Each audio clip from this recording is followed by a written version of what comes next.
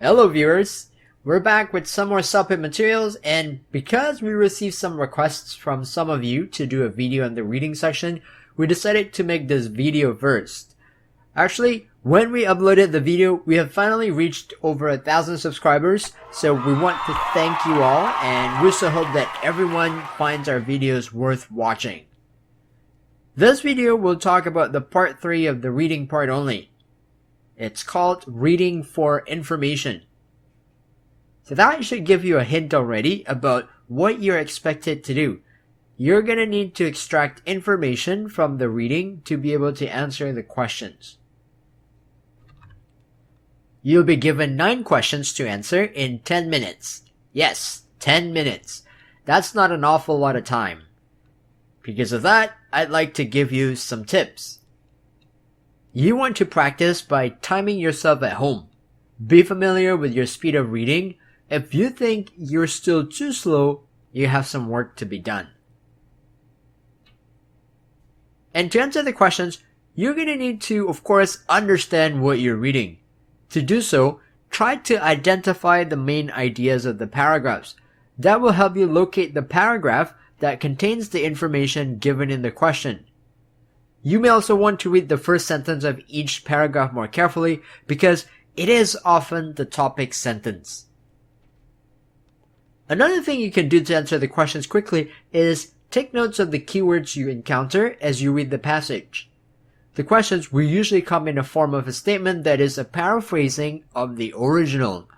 So you should not expect a copy-paste from the passage. That's not how it works, unfortunately. Because of the time constraint, I urge you to practice reading on a daily basis. A lot of times, students don't want to read. They find it boring or they find it difficult, but you really need to do that. There are plenty of reading materials online, but if you want another source, you could try this website, discovermagazine.com.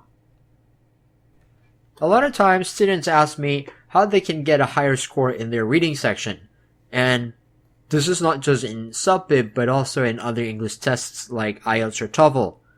Well, I hate to break the news to you, but there isn't really a shortcut. You might find a lot of videos or websites saying that they can help you score higher in the reading section in a day, a week. But the truth is, and I think a lot of people will also agree, it's not something that you do overnight. You do need to practice often. If you give the reading questions to any native speakers, I can guarantee you that almost all of them will score very highly. And it's just because they read on a daily basis. That's why I encourage you to keep reading in your free time, maybe while you're on the bus, while you're waiting for a friend, or just before you go to bed. Alright, we're going to look at an actual example here, but before that, we'd appreciate it if you take the time to click the subscribe button and give us a thumb up so others can find our videos more easily. As always, we appreciate your feedback and we hope to deliver more worthy content to all of you guys. And here's the full text. If it's too small, you can also download it through the link given in the description. I'll give you about maybe 2.5 minutes to read quickly. As you read, try to grasp what each paragraph is discussing. Pay attention to the keywords that you see as you read the passage as well. And if you don't want to wait 2.5 minutes, you can just fast forward the video.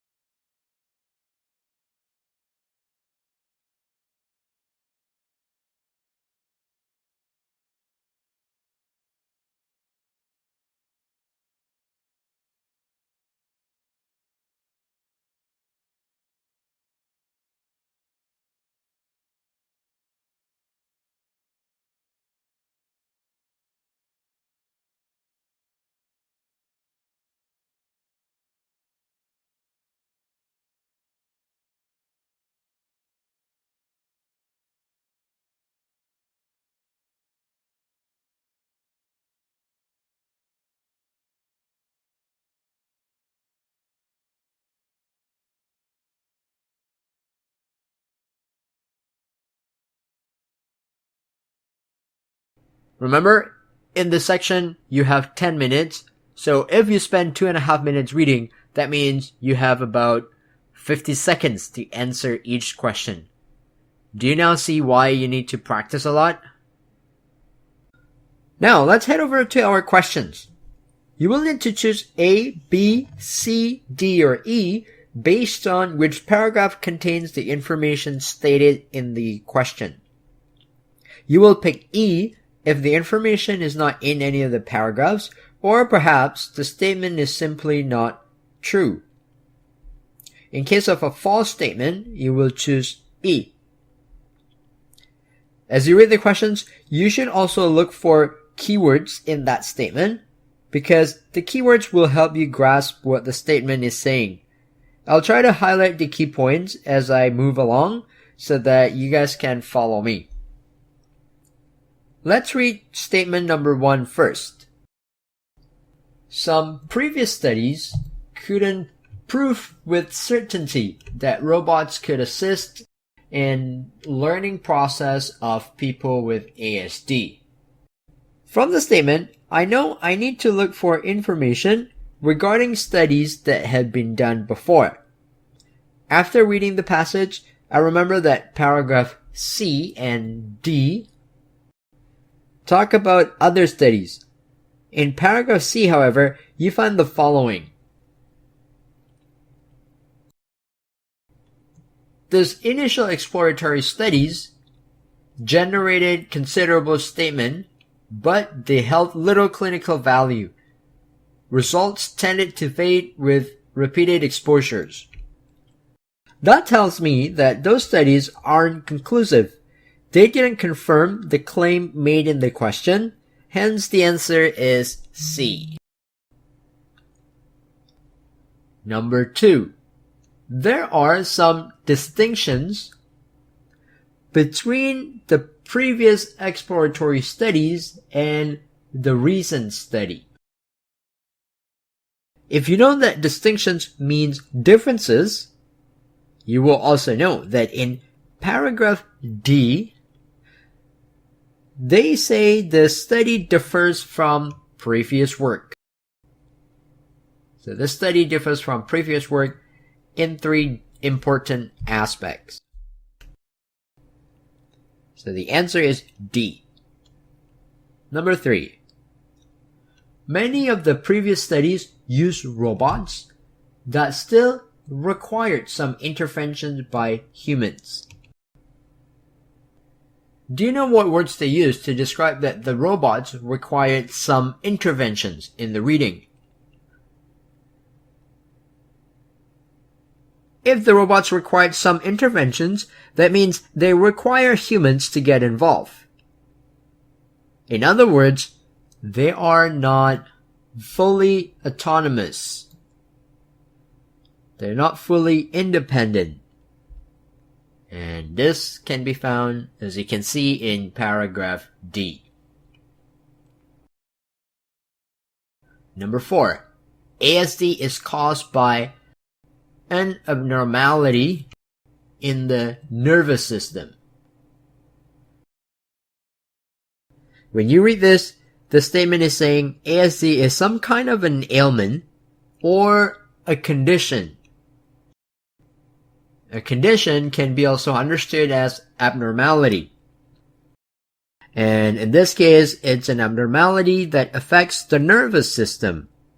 The original statement in paragraph A says ASD is a neurodevelopmental condition. And neurodevelopmental means related to the development of the nervous system. Here we go. That's our answer, paragraph A. Number 5, socially assistive robotics offers the most promising treatment to help children with ASD. So, is it the most promising treatment? Is it an effective treatment? That's what we need to find out. Try to recall that term, socially assistive robotics. Where did you first read that? That word actually appeared, or that phrase actually appeared in paragraph B. It says that technology-based interventions and robotics in particular for ASD have been seen as a potential approach for augmenting the efforts. So it is a potential approach, but it doesn't mean that it's the most effective. It doesn't mean that it's the most promising. For that reason, we should answer E. It is not mentioned anywhere. Number 6. The robots are designed not only to teach patients, but also perform a systematic physical treatment. They mention two things here: robots teaching and robots giving a systematic treatment. We should probably look for that paraphrased versions of those two things. And what are they? Where can you find that information? Rather than the word teach, they use the word educational. And instead of using the phrase systematic physical treatment, you will find the term structured physical therapy. The robots share characteristics of educational robots, which teach, and rehabilitational robots, which provide some sort of physical therapy. Number 7, individuals with ASD may enjoy interaction with robots because they've never seen them before. What's the synonym of that phrase, never seen them before? In the reading, they use the word novelty. Do you remember where you see that word novelty?